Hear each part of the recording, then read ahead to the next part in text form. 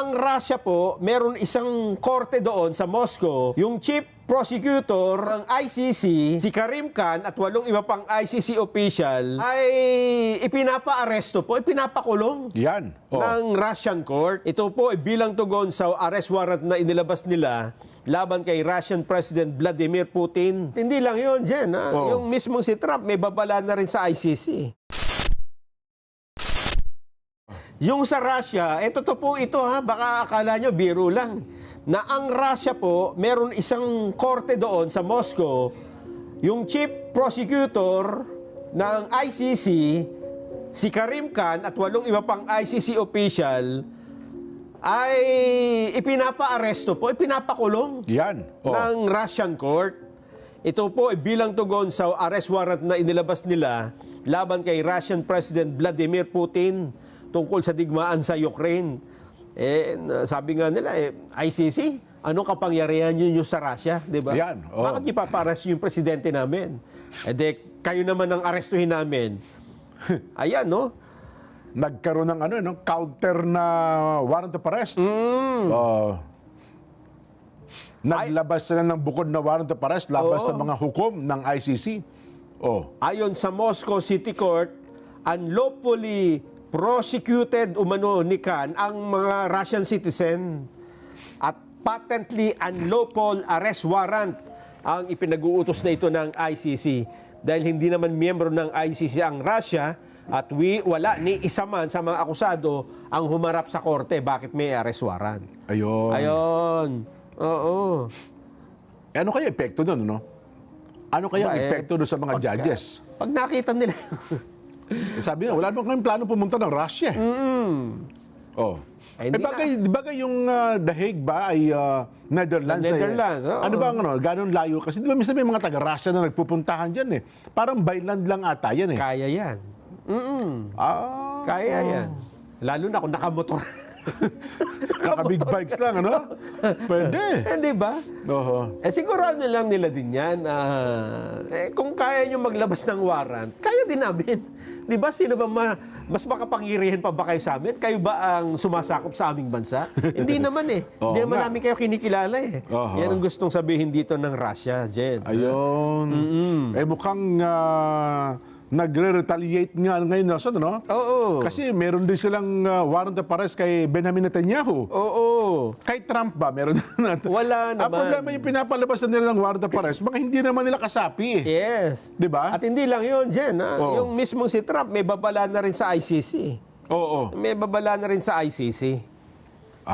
Ang nung nakaraan, ang ginawa niya, pinatigil niya ata yung mga aid. Kung meron mga foreign aid galing sa Amerika, na pinapadala dyan sa ICC na yan. Halimbawa, may isang negosyo na nakita niyang nagpapadala ng tulong sa ICC. Yung negosyo na yun, ang winawarningan niya. Wawarningan niya. Huwag na kayo magpadala.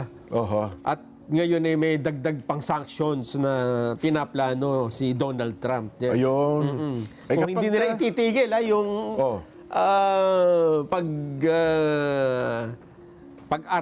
pagpapa-aresto dun sa mga kaalyado niya. Kaalyado, yung Israel, tsaka nga yung Russia. Sabay, hindi naman nila kaalyado ang Russia, pero gano'n na lumalabas eh. Totoo. Diba? Tsaka mga kaibigan ni Digong yan eh. My friend Putin at tsaka my friend Donald Trump. Diba? Delikado sila dyan. Kung anong magiging tugon dito ng ICC, Jen. Lalo na't, yun nga, nakakulong doon ngayon ang dating Pangulong Duterte. Paano kung makipag-ugnayan din kayo sa Interpol yung Russian police, ano? Ipina-arresto din sa The Hague, halimbawa. May sarili silang grupo dyan eh. Hindi, kasi dito sa atin, di ba, sabi nila, nakipag-coordinate lang sila sa Interpol. Di ba? Nahuli si Digong. Hindi, yung Russia dyan, kung gusto ko lang dalhin, kahit sa... Nakita mo, di ba, yung Interpol na nag-escort kay Digong hanggang sa The Hague? Ngayon na LTO chief na eh. Ganun ba? Nabigyan ng reward yun eh. Ganun ba? Di ba? Yun eh, si Marcos lang kanilaw yun eh. Ganun ba? Yun yung Interpol counterpart na dito noon So, nagdala pala kay Digong sa The Hague ay si Marcos. Marcos. Delikado talaga. Marcos talaga. Pwede itanggin eh. Oo, Lakanilaw nga ng apelyido. Lakanilaw. O yun. Kaya pala. Pumarap sa Senado yan, nandun nag-isa yan. Ha? Pero ganun po ang nangyari dito sa ating bansa. Tignan natin kung ano ang magiging epekto nito sa mga judges ng ICI. Ay baka ang mangyari dyan, Ng ICC pala. baka ang mangyari dyan ay parang nangyari yun dyan sa BICAM. Na? Alam mo bang na latest sa BICAM? Di ba, minamadali nila yung budget eh. Yes, yes. Oo, kasi Anong petsa na ba ngayon? 15 na ngayon, Nelson. 15 na. Nagmamadali sila kasi susweldo pa rin daw ata eh. Yung mga senador eh. Naku, ang problema, hindi sila pwedeng magmadali. Ayun ang sinasabi ko. Kumbaga sa dama, Oo. kumbaga sa chess, stalemate eh. Walang gumagalaw. Walang pwedeng tumira. Hindi makatira pareho. Nako. Oo, nalock yung mga pyesa. Nako po. Disgrasya. Hindi ho kasi nagkasundo yung mga senador at congressman nung ang tinatalakay na nila ay yung pagkakaiba, yung difference ng budget ng DPWH sa version ng Senado at sa version ng Kamara. Ha? Kasi ito na nga yung sinasabi natin nung Friday dyan eh. Ang laki ho nung mukhang dyan ho ninyo, nung guest natin nung Friday si Senador Amy. Oo. At si Sen Dante Marcoleta. Mukhang doon ho kayo magkakaproblema. 45 billion pesos ang diferensya budget ng Senado at Kamara sa DPWH. Anong nangyari?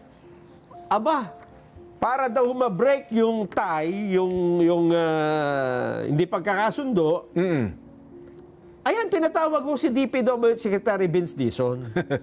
Ayaw ko yan sa bagay niya, kung wala silang nalabag na rules dyan, ano?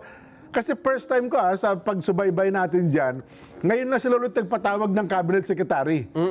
Para tanungin, di ba? Para tanungin. Kasi dumaan sila sa budget deliberation eh. Tapos na eh. Tapos nag-sponsor na sila.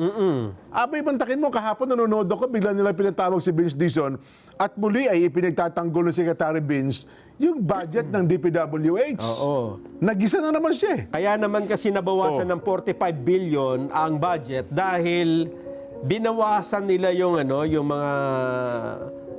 yung presyo ng mga materyales. Yan, Yung tama. projected price, nagkaroon ng across-the-board reduction. So, nung tinotal, lahat ng project, hindi naman tinanggalan ng project eh. Oo. Binawasan lang yung costing. Ayun. Material costing. Umabot ng 45 billion. Pero bakit daw nila pinababalik yung 45 billion na nabawas na yun? Dahil sabi niya na wag muna nating ipatupad ng across the board yung lahatan dahil baka hindi umusad ang mga project, maapektuhan ng ekonomiya natin. Ayun. Hindi, pero ang pinupunto naman ata ng mga senador, parang insertions daw yan ng mga district congressman eh. Na yung 45 billion na yan ay request daw ata ng mga district representatives. Ayun pa yung isa. Nason, Yun pa yung isa. Oho. Kaya parang hirap na magdepensa si Secretary Vince Dizon sa pangyayaring ito eh. Dahil nga doon, magkaiba ng paliwanag eh. Isa, dahil lang sa presyo. Isa, hindi lang presyo yan. May mga dagdag pa dyan. Kaya napakalaki, 45 billion ang diferensya. Kaya nga huga, hindi ho sila nagkasundo. So, yun ang nahuling issue na hindi na natuloy. Ay, hindi ba sila nagbukas kanina? Kasi kahapon nila pinag-uusapan yan eh. Oo. Tumigil sila ng BICAM. Sana kung tumigil man, walang nagkakabulungan sa maliliit na kwarto dyan. Kasi, di ba dati, binabanggit meron daw, kapag hindi nagkasundo dyan sa harapan, nagpupunta sa maliliit na kwarto, nagkakaroon ng small committee. Nagbubulungan din dalawang chairman. Yes. Hindi naman nata nangyayari ngayon dyan, ano?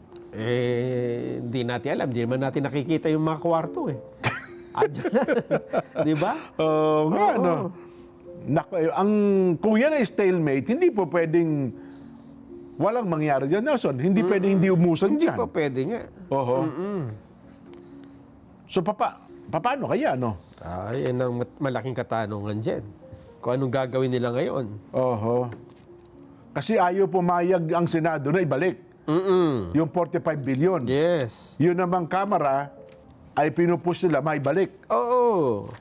Maibalik. Kasi ang maapektuhan daw dyan ay ang mga constituents nila. constituents nila sa distrito. Kasi may mga project ka sa distrito eh. Oho. At mukhang yung mga project na mukhang naipangako na nila. Yes. Paano ito ngayon, ano? Akala ko ba, sabi nila wala na mga insertions. Wala na yung mga, bagay, sabi nila. Kasi yung insertions naman, una best, hindi naman talaga illegal, ano? Kundi yun yung amendments. Oh. So wala, nga tayo ngayon. Nga Kung ang tayo. pag-uusapan ay ating pambansang budget. Kasi naipit ko ako naman sa kanila, Jen. Aha. Take natin mo muna yung DPWH budget. Sa tabi na muna natin. Lipat na tayo sa iba. Lipat muna tayo sa iba. Ihuli na lang natin yan Huli hanggang natin, di matapos. hanggang di natin natatapos, di ba? Oo nga, Let's pwede, go, pwede. go on muna sa ibang agenda. Kaysa naman sa walang mangyari. Halimbawa, natapos na natin lahat. Oo. Okay na. Balikan na lang natin yung hindi pa natin napagkasunduan. Kumbaga sa tanungan niyan, pass mo na, pass. Pass.